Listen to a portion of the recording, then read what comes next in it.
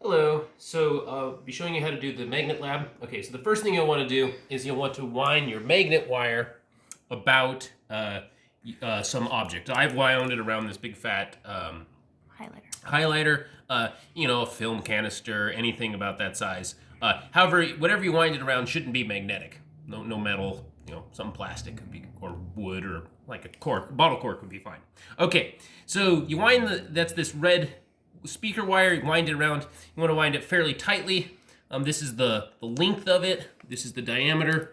It doesn't exactly matter what exactly your length and diameter is, but you should measure them. Okay, do it again. Diameter. Length.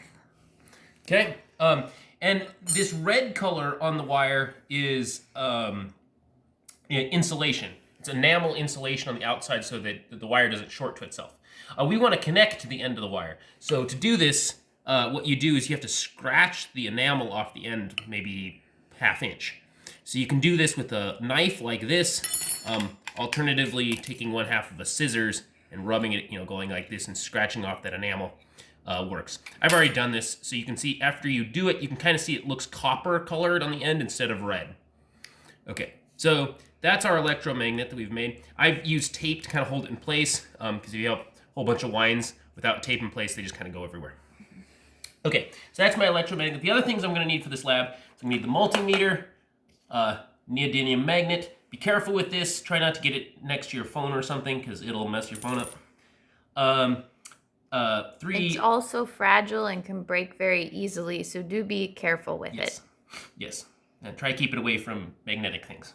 Okay, because it will get stuck to them. Okay, so this is a 3 ohm resistor. We've got the USB power supply here, and with the alligator clips, as well as an additional banana to alligator plug, and an additional multimeter plug. Comes with the multimeter. Okay, so what I'm going to do is I'm going to connect one side of my alligator clamp from my power supply to the resistor. I'm going to connect the other side.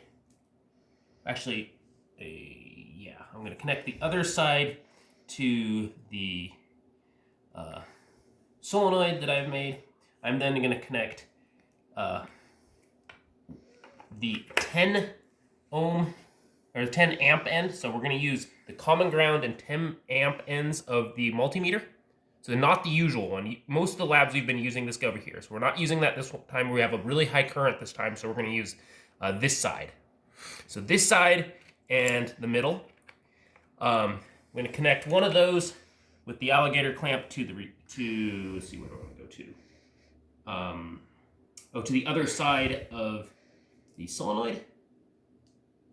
And now there's one connection left to make, and that is between the multimeter and the other side of the resistor to complete the circuit. Okay, before I do that, I'm going to go plug the USB power supply in. I haven't completed the circuit yet, so nothing's running. I'm going to turn this to the 10 amp setting, so that you'll be able to read that. So now what I do is I'm going to hold in my hand the magnet near the inductor or the solenoid, and then as I hold it there, I'm going to touch over here. I'm going to touch my last prong to complete the circuit. And when you do that, you should feel a force on the magnet, and you can play with the orientation of the magnet. You can turn it this way, you can make it further away, closer together, and you can see how the magnetic field changes in different places in space. Is there a reason we're not making the connection continuous? You can make the connection continuous, but then you don't feel much. You really feel it when you turn it on and off, because then you feel a force coming and then going away as you touch and take it away. Last point of caution, if you do this for a while, this 3 ohm resistor will get kind of hot, so don't burn yourself. Okay, and that is how you do this lab.